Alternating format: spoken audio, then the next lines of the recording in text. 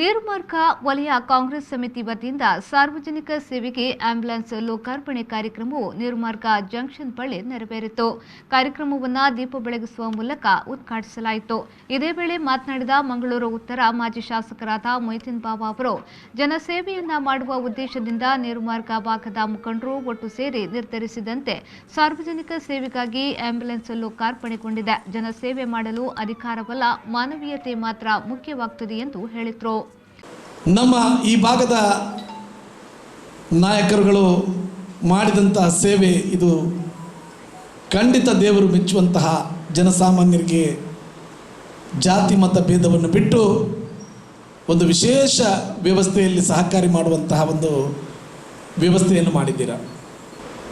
ಈ ಭಾಗದಲ್ಲಿ ಅನೇಕ ನಾಗರಿಕರು ಬಹಳಷ್ಟು ಕಷ್ಟಪಡುವಂತಹ ವ್ಯವಸ್ಥೆ ಬಂದಿರುವಂತಹದ್ದು ನಮ್ಮ ಗಮನಕ್ಕೆ ಬಂದಿತ್ತು. ಅದನ್ನು ಮನಗಂಡು ನಮ್ಮ ಈ ಭಾಗದ ನಾಯಕರುಗಳೆಲ್ಲರೂ ಒಂದಾಗಿ ನಾವು ಹುಟ್ಟಿದ್ದೇವೆ, ಹುಟ್ಟಿದ ಬದುಕು ಸಾರ್ಥಕವಾಗಬೇಕು ಅಂತ ಹೇಳುವಂಥ ನೆಲೆಯಲ್ಲಿ ಬಹಳ ಕಷ್ಟಪಟ್ಟು ಈ ಒಂದು ಆಂಬ್ಯುಲೆನ್ಸನ್ನು ಲೋಕಾರ್ಪಣೆ ಮಾಡುವಂಥ ಕೆಲಸವನ್ನು ಮಾಡಿದ್ದಾರೆ. ಕಾರ್ಯಕ್ರಮದಲ್ಲಿ ಮುಖ್ಯ ಅತಿಥಿಯಾಗಿ ಪಾಲ್ಗೊಂಡಿದ್ದ ವಿಧಾನ ಪರಿಷತ್ನ ಸದಸ್ಯ ಕಾಂಗ್ರೆಸ್ ಜಿಲ್ಲಾ ಘಟಕದ ಅಧ್ಯಕ್ಷ ಹರೀಶ್ ಕುಮಾರ್ ಅವರು ಮಾತನಾಡಿ, ಕಾಂಗ್ರೆಸ್ ಪಕ್ಷ ಅನೇಕ ಸೇವಾ ಚಟುವಟಿಕೆಗಳಲ್ಲಿ ತನ್ನನ್ನು ತಾನು ತೊಡಗಿಸಿಕೊಂಡಿದೆ. ಕೋವಿಡ್ ಸಂದರ್ಭದಲ್ಲಿ ಜಿಲ್ಲೆಯ 20 ಕಡೆಗಳಲ್ಲಿ ರಕ್ತದಾನ ಮಾಡಿ 2500 ಯೂನಿಟ್ ರಕ್ತ ಸಂಗ್ರಹ ಮಾಡಿದ್ದಲ್ಲದೆ ಆಂಬ್ಯುಲೆನ್ಸ್ ಸೇವೆ ಒದಗಿಸುವ ಮೂಲಕ ಜನರಿಗೆ ನೆರವಾಗಿದೆ ಎಂದು ಹೇಳಿದರು. ಕಾಂಗ್ರೆಸ್ ಪಕ್ಷ ಒಂದು ರಾಜಕೀಯ ಪಕ್ಷ ಆದರೂ ಅನೇಕ ಸೇವಾ ಚಟುವಟಿಕೆಗಳಲ್ಲಿ ಕೂಡ ತನ್ನನ್ನು ತಾನು ತೊಡಗಿಸಿಕೊಂಡಂತಹ ಒಂದು ಪಕ್ಷ.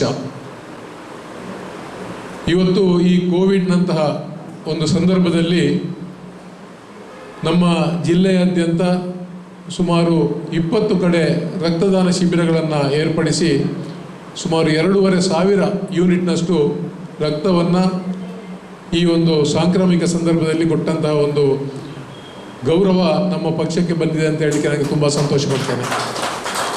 ಮಾತ್ರವಲ್ಲ, ನಾವು ಇಡೀ ಜಿಲ್ಲೆಯಲ್ಲಿ 14 ಆ್ಯಂಬುಲೆನ್ಸ್ಗಳನ್ನು ಕೂಡ ಉಚಿತವಾಗಿ ಜನರ ಸೇವೆಗೆ ಇಟ್ಟುಕೊಂಡಿದ್ದೆವು.